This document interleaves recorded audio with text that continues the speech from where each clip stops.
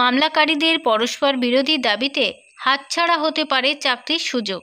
কী ঘটল শুনানিতে? চলুন এই ভিডিওতে আমরা বিস্তারিত জেনে নিই। কলকাতা হাইকোর্টে 32,000 প্রাথমিক শিক্ষকের চাকরি বাতিলের মামলায় এক নতুন মোড় নিয়েছে।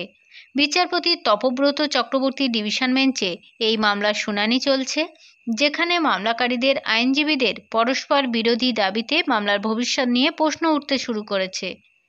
একদিকে যেমন তারা পুরো নিয়োগ প্রক্রিয়া বাতিলের দাবি জানাচ্ছেন, তেমনি অন্যদিকে নিজেদের জন্য চাকরির আবেদনও করছেন। এই দুই বিপরীতধর্মী দাবিতে বিচারপতি স্বয়ং উষ্মা প্রকাশ করেছেন এবং মামলার যৌক্তিকতা নিয়ে প্রশ্ন তুলেছেন। এই মামলাটি 32,000 অপ্রশিক্ষিত প্রাথমিক শিক্ষকের চাকরি বাতিলের রায়কে কেন্দ্র করে শুরু হয়েছিল। মামলাকারীদের প্রধান দাবি ছিল একটাই, যে সম্পূর্ণ নিয়োগ প্রক্রিয়া বাতিল করে নতুন করে স্বচ্ছতার সঙ্গে কিন্তু এই নিয়োগ করতে হবে। কিন্তু শুনানির সময় তাদের আইনজীবীরা আদালতের কাছে আবেদন জানান যে মামলাকারীদেরও চাকরি দেওয়া হোক। এই পরস্পর বিরোধী অবস্থানই কিন্তু মামলার জটিলতা আরও বাড়িয়েছে।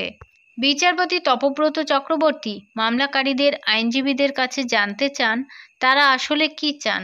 যদি পুরো প্যানেল বাতিল করা হয় তাহলে মামলাকারীদের চাকরি পাওয়ার কোনো সুযোগ থাকে না। আবার যদি তাদের চাকরি দিতে হয় তাহলে পুরো প্যানেল বাতিল করার দাবি কিন্তু ভিত্তিহীন হয়ে পড়ে।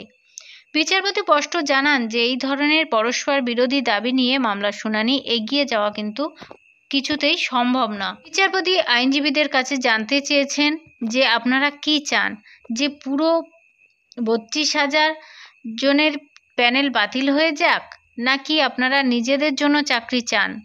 এই প্রশ্নের কোনো কিন্তু সদুত্তর মামলাকারীদের আইনজীবী দিতে পারেননি।